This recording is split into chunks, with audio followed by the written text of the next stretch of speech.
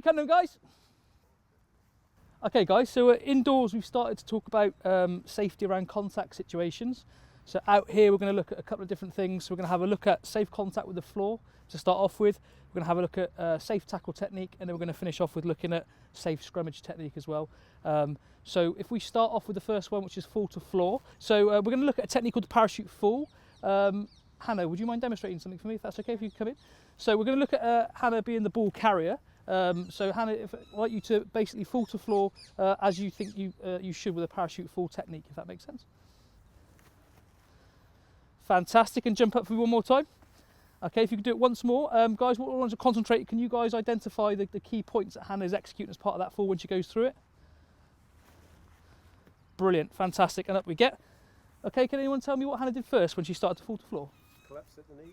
Yeah, so her knees were the first thing to hit the floor, Clive, yes, definitely. What happened next? Hips. Yeah, the hips were the next thing that hit the floor. Okay, and what was the last thing that Hannah did when she landed, Remy? Hit the back of the shoulder. That's right, yeah, so it was knees, hips, then shoulders. And did we all notice how the ball was the last thing that touched the floor as well, guys? Brilliant. Okay, guys, so using that technique that Hannah's just shown us, we're going to play a quick game of 3v3, because there's 12 of us, we'll have 2 games. Two-handed touch, in possession, I want you to basically execute the parachute fall as Hannah showed us, and it's up to you whether you pop the ball away or place it. Let's go then, guys, two-handed touches. Give me a little one. Oh. Okay, freeze that one for a second, guys, freeze that.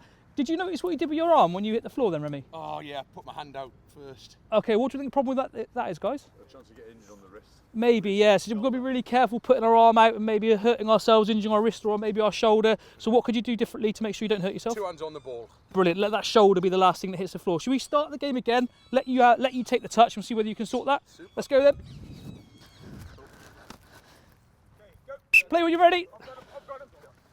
Touch there. That's much better, Remy, well done. Two-handed touches, guys, excellent. Keep that ball alive. Oh, great pass, great score. Okay, guys, good stuff. Everyone was having lots of goes at doing the parachute fall that Hannah showed us earlier on. Out of interest, guys, most of those falls, what type of tackles do you think would cause that type of fall to the floor when you land on your side and present the ball? Low tackle.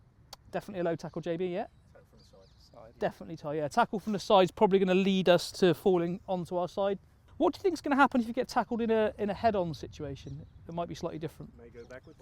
Yeah, you might go backwards, might you? So we're going to have a little look at that now. We're going to play exactly the same game, but it's going to be the ball carrier's choice now. If you get touched on the side, we'd like you to do what we were just doing, so parachute fall on your side.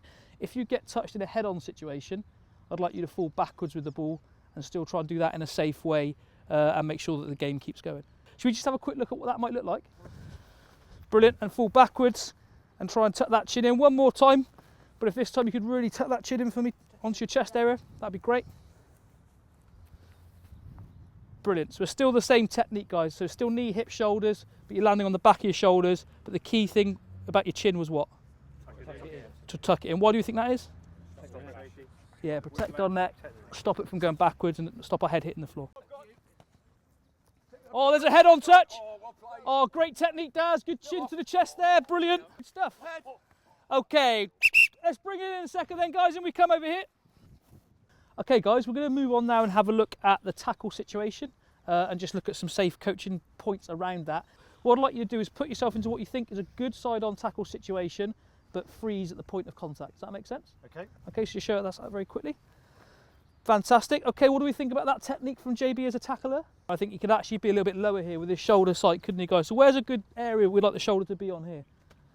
Aiming for maybe like the badge on the... Yeah, almost the bottom of the short line. Definitely not on the hip area because that's really bony and hard. So that's brilliant, JB. So much better. So he's still a good flat back there, but a little bit lower into that sort of safe cushioned area. Where's his head? Cheek to the back. Yeah, he's got his face cheek on the cheek or the bum cheek of Dusty, hasn't he? What would happen if his head was at the front here? It's got legs coming through, so that may make contact. Brilliant. So when we talk about the risk of concussion, if his head's this side, he could definitely take a knee into the head area, couldn't he? So it's really safe to have his head in that cheek-to-cheek situation. Anything we notice about his front foot? Yeah, it's nice and close. Yeah, nice and close into that tackle type situation. So come back out for me, JB. Exactly the same body height, exactly the same place with your cheek in terms of where your head position is, and exactly the same area for your shoulder contact. But this time go through and actually make the tackle. Dusty, if you could fall using a technique we've already practiced, the parachute fall, make sure that the ball's the last thing to hit the floor, that'd be great. Yep. When you're ready. Brilliant. And do we notice where JB landed with that tackle? On top. Brilliant. He's landed safely on top. What does he need to do in law now once he's made that tackle? Release and roll away. Brilliant. He needs to release that tackle. Do that for me, JB, and get himself out of that tackle side. Okay, guys, we're going to split off into threes now, and I want everyone to have a go at playing the role of the coach, so we all get a chance to coach the tackle. So in your threes, one of you is going to be the ball carrier, one of you is going to be the tackler, and one of you is going to be the coach, and I want you guys to rotate so you all get a chance to have a go at all those things.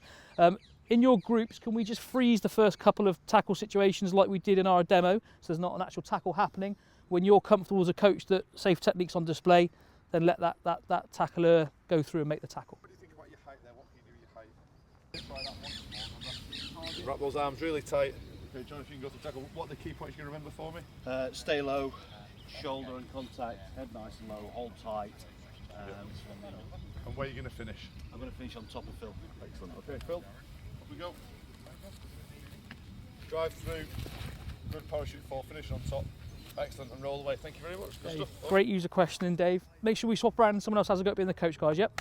Well done, Dave. Brilliant. Brilliant. So everyone's had a go now at coaching the side on tackle, which is great, and we've all had a look at you guys doing that.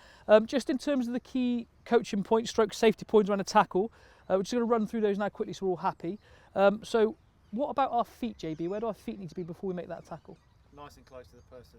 Brilliant. Nice and close to make sure we're stable and we're in a position to tackle. Where do we think our shoulder needs to go, Remy? We said around the meaty part on the thigh, around the badge. Yeah, we did, didn't we? So Hannah mentioned earlier on around the bottom of the short area, the badge area, not on the bony hip area. So don't really want bone on bone because that's a potential injury risk. So make sure that the tackle height is right and it's on that fleshy area, so it's a soft impact. What about our head, Phil? Where does our head go in that tackle situation? It's about cheek to cheek. Yeah, the key thing's to the back, isn't it, rather than to the front, and get cheek to cheek so it's safe and there's no risk of a knee to the face. And lastly, where do we put our arms when we make that tackle? Wrap them round. Yeah, why is it important that we wrap our arms round in a tackle? Just to hold on, wrap on nice and tight and keep ourselves in that position. When we make the tackle, we land safely on top. Yeah, it makes it easier for us to tackle. Why else is it important, guys? What in the rules is relevant to our arms wrapping around? Control of the player that would take it forward. Yeah, the rules of the game state we have to wrap our arms in the tackle. We can't just charge with our shoulders. So it's a really important rule, but also it's a key area that helps us with our technique as well. Brilliant, well done.